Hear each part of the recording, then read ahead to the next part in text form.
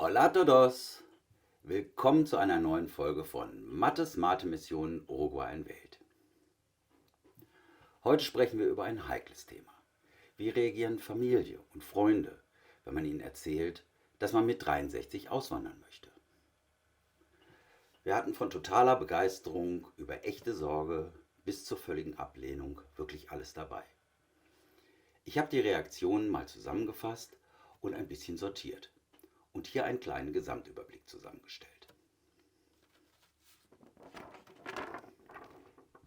Da haben wir die Bedenkenträger. Aber wie ist das denn, wenn ihr da mit Versicherungen und Gesundheitsversorgung und Pflege im Alter, ne, das ist ja alles irgendwie nicht so. Ja, dazu haben wir intensiv recherchiert. Diesen Themen werden wir auch noch ganze Folgen widmen. In eurem Alter noch auswandern? Habt ihr euch das denn gut überlegt? Hoffentlich, denn wir sind noch voll dabei. So richtig endgültig wird die Entscheidung für oder gegen das Auswandern nach Uruguay sicher erst nach unserer Reise erfolgen können.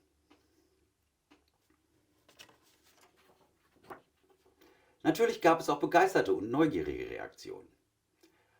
Geile Sache! Ich gehe nach Ägypten, lerne schon Arabisch. Oder? Warum nicht Schweden? Dann komme ich mit. Schweden ist es zu kalt, zu dunkel, mir zu wenig Sonne. Kann ich euch besuchen kommen? Na klar, jeder ist gern und herzlich willkommen. Tatsächlich war die große Mehrheit der Reaktionen eher positiv und neugierig. Und wir hatten keine Ahnung, wie viele Menschen in unserem Umfeld sich auch mit Auswanderungsplänen und Wünschen tragen. Natürlich gab es auch eher zurückhaltende, sogar sehr skeptische Reaktionen. Wieso das denn? Naja, die Frage wieso haben wir in Folge 1 und 2 ja schon besprochen. Oder? Wenn euch da was Schlimmes passiert, was ist dann? Nun, das wäre sicherlich schlecht, aber passieren kann einem letztendlich überall etwas. Und natürlich machen wir uns Gedanken. Wir machen uns sehr viele Gedanken. Wir sind sehr bemüht, möglichst gut auf bekannte, zu erwartende und vorstellbare Herausforderungen vorbereitet zu sein. Unsere Abenteuerlust ist aber größer als die Angst. Naja, und ich fand es auch schön zu erfahren, wie besorgt die Leute waren und die Feedbacks zu hören. Das zeugt doch letztendlich davon, dass die Besorgten uns sehr lieb haben. Und das spürt wohl, glaube ich, jeder gern. Dann gab es aber auch noch pragmatische Reaktionen. Ja, dann spielen wir in Zukunft wohl online Dungeons and Dragons. Yep, machen wir. Die Chance, mit dem meiner ganz persönlichen Meinung nach weltbesten Dungeon Master zu spielen, gibt man nicht einfach auf, nur weil man nach Uruguay zieht. Ja, und dann war da noch eine Reaktion, von der ich euch nur erzähle, weil die Reaktion meiner Frau einfach so cool fand und die Einschätzung da auch völlig teile. Midlife Crisis oder was? Darauf meine Frau. Ich verstehe dich also so, dass unser Vorhaben etwas verrückt findest. Tatsächlich würde ich sagen, wenn die Midlife Crisis so definiert, dass in dieser Lebensphase persönliche Reife, Selbstreflexion, das Bewusstsein für die eigene Sterblichkeit und die enorm beschleunigt wahrgenommene Zeit zusammentreffen, dann ist unser Auswanderungswunsch, also unser Bedürfnis, noch möglichst viel zu erleben, ein Resultat aus einer positiv abgeschlossenen Midlife Crisis. Zusammenfassend kann ich sagen, unsere Freunde zeigten zahlreiche emotionale Reaktionen und hatten viele Fragen, aber leider wenig praxistaugliche Ratschläge, was bei ihrer Lebensverankerung in Deutschland auch kaum überrascht.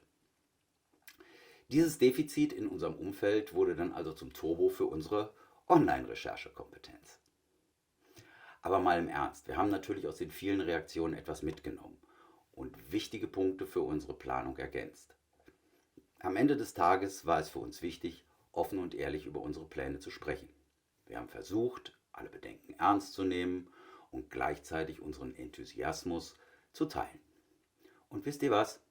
Die meisten sind mittlerweile von der Idee begeistert, auch wenn sie uns wahrscheinlich vermissen werden. Ja, das wird sicherlich auch noch eine von unseren Herausforderungen für uns, wenn wir denn dann ausgewandert sind, denn wir werden sie sicherlich auch vermissen. Zum Glück sind wir in Uruguay ja nur einen Flug entfernt. In der nächsten Folge zeige ich euch unsere Mindmap.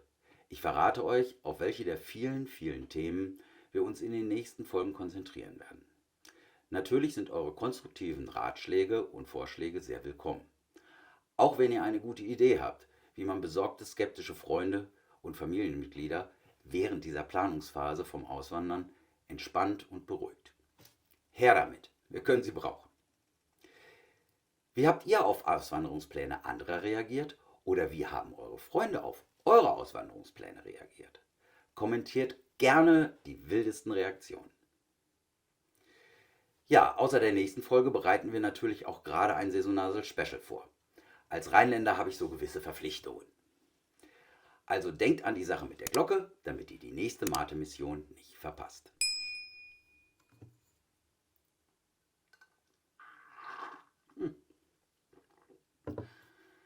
Das war's auch schon wieder für heute. Hasta la próxima, wenn es wieder heißt Mattes Mate-Mission.